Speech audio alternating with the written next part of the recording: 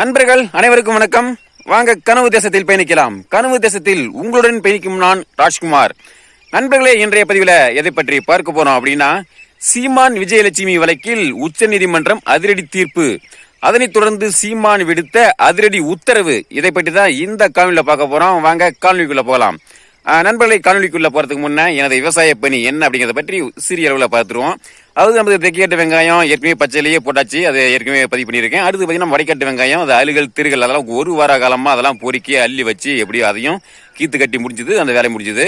அடுத்து பார்த்தீங்கன்னா அந்த குத்தகை காடு பார்க்குறேன் பார்த்தீங்களா, அதில் ஒரு 3 வயல், அந்த 3 வயலில் முன்ன வந்து 2 வயல் வச்சேன். அந்த 2 வயலையும் வெங்காயத்தை பிடிட்டு வந்துட்டு, ஏன்னா அங்கே போய் பற்ற கட்ட முடியாது, அதனால நம்ம சொந்த இடத்துக்கு இங்கே நம்ம வயலுக்கு இங்கேயே கொண்டு வந்துட்டேன். இப்போ அதை வந்து பற்ற கோழி, இப்போ அதை வந்து வெங்காயம் அள்ளி வச்சுட்டு இருக்கேன். பார்த்தீங்கன்னா இந்த பட்டரெல்லாம் இப்போ நேராக வந்து கோழி கொஞ்சம் தான் அடிமட்டம் போட்டு வச்சிருக்கேன். அதாவது பார்க்கறதுக்கு எப்படி இருக்கும் அப்படின்னா, நம்ம ரயில் தண்டவாளம் இருக்கும் பார்த்தீங்களா, அந்த மாதிரி தான் அந்த பட்டறையை வந்து நம்ம கொள்ளணும். அது பிறகு பார்த்தீங்கன்னா அந்த வெங்காயம் தள்ளி வைக்கும் போது சமமாளி வைக்கணும், 2 பக்கமும் சமமாக இருக்கணும். ஒரு பக்கத்துக்கு ஒரு பக்கம் இழுத்துட்டு போச்சுன்னா சாஞ்சிரும். அதனால ரொம்ப பேலன்ஸாக ரொம்ப சமமாக அந்த ரயில் தண்டவாளம் எப்படி சமமாக இருக்குமோ அந்த மாதிரி அள்ளி வைக்கணும். இன்னைக்கு நாளைக்கு இந்த 2 பொழுதுக்குள்ள இந்த வேலையை முடிஞ்சிடும். ஓரளவுக்கு நான் எனது விவசாய பணிகள் வந்து அந்த தீவிரமான பணிகள் அப்படிங்கிறது முடிஞ்சிருச்சு. இனி நம்ம அடுத்த பணி என்ன அப்படிங்கிறது கட்சி பணி விரைவில் தொடங்கிடுவேன். அதாவது நமது கட்சியினுடைய வளர்ச்சிக்கு என்னென்ன செய்யணுமோ அதை எல்லாமே வந்து நான் களத்தில் இறங்கி செய்வேன், அதை உங்களிடம் பகிர்ந்துக்குவேன். ஏன்னா இதை பார்க்க இருக்கிற உறவுகள் நீங்களும் வந்து முன்னெடுக்கணும். நிச்சயம் 2026 வந்து நாம் தமிழ் கட்சி வந்து மிகப்பெரிய அளவில் வந்து வளர்ச்சி அடைய செய்யணும். நிச்சயம் அனைவரும் ஒருங்கிணைந்து செயல்படுவோம். சரி நண்பர்களே, நேராக வாங்க விடயத்துக்குள்ள போகலாம். அதாவது பார்த்தீங்கன்னா, கிட்டத்தட்ட ஒரு 15 வருடங்களாக ஒரு தொடர் கதையாக தொடர்ந்து கொண்டிருக்கிற ஒரு விடயம் என்ன அப்படின்னா, நாம் தமிழ்ச்சிக்கும் அண்ணன் சீமானுக்கும் இந்த விஜயலட்சுமி, நடிகை விஜயலட்சுமி இதனுடைய விவகாரம் தாங்க. அதாவது பார்த்தீங்கன்னா 2011 வந்து 2012 வழக்கை வந்து திரும்ப பெற்றாங்க. அதன் பிறகு வந்து பார்த்தீங்கன்னா அந்த அரசியல் காழ்ப்புணர்ச்சி காரணமாக திரும்ப வந்து ஒரு அவதூறு பரப்புறது, திரும்பி வழக்கு போடுறது, இந்த மாதிரியே தொடர்ந்து பண்ணிட்டு, அது மட்டும் இல்லாமல் தினைக்கு நித்தம் ஒரு வீடியோவாக, அதாவது அண்ணன் சீமான அவர்களையும் சீமானுடைய குடும்பத்தாரையும் கட்சியினரையும் திட்டி கண்ட மெனிக்கு, அதாவது எந்த மாதிரிலாம் வாயில வார்த்தையை பேச முடியாதோ அந்த மாதிரிலாம் ரொம்ப அவதூறா பேசி பல வீடியோக்களை போட்டுட்டு இருந்தாங்க. இதை பார்க்கும்போது நமது கட்சி உறவுகளுக்கு ரொம்ப மனசோர்வு, மன கஷ்டமா இருந்தது.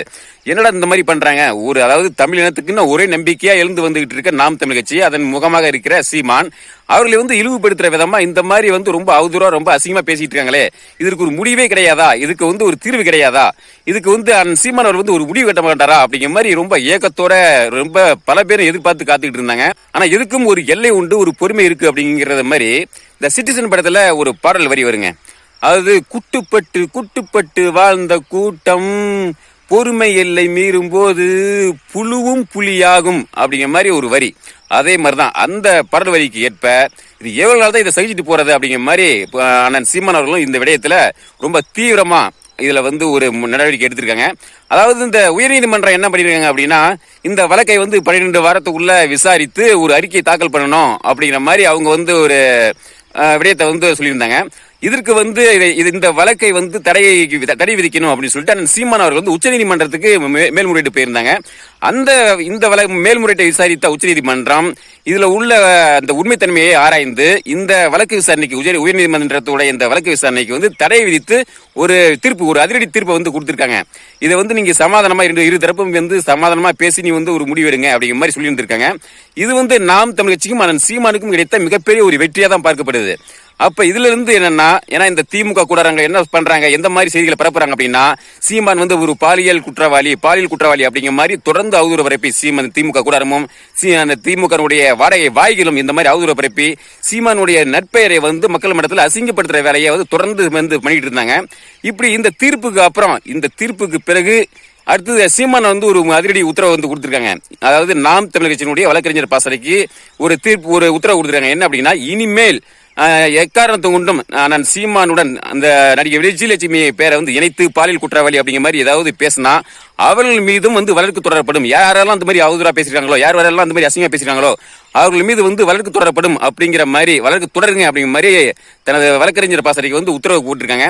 இதை பார்த்த இந்த திமுக வாடகை வாய்கள் திமுக கூடரங்கள்ல வந்து ஒரு அதிர்ச்சியா இருக்காங்க. இனிமே வந்து அசிசிங்கமா தமிழ்ல வச்சு வீடியோ போடுறது, அசிசிங்கமா பேசுறது, இந்த மாதிரி நித்தம் ஒரு வீடியோ போடுறது, இந்த மாதிரி இந்த யூடியூப் இந்த மனோஜ், இந்த அதர்ம மானகட்ட மனோஜ், இந்த என்ன அந்த திராவிட பேத்திகள் பல பேர் இருக்காங்க. அவங்க இந்த மாதிரி யாரெல்லாம் வந்து இனிமேல் இந்த மாதிரி தமிழில் வச்சு வீடியோ போட்டாலோ இல்லை பேசினாலோ நிச்சயம் அவர்கள் மீது வழக்கு தொடரப்படும் அப்படிங்கிறது, கடுமையான நடவடிக்கை எடுக்கப்படும் அப்படிங்கிறத அண்ணன் சீமான் அவர்கள் வந்து தனது உத்தரவு மூலமா தெரிவிச்சிருக்காங்க.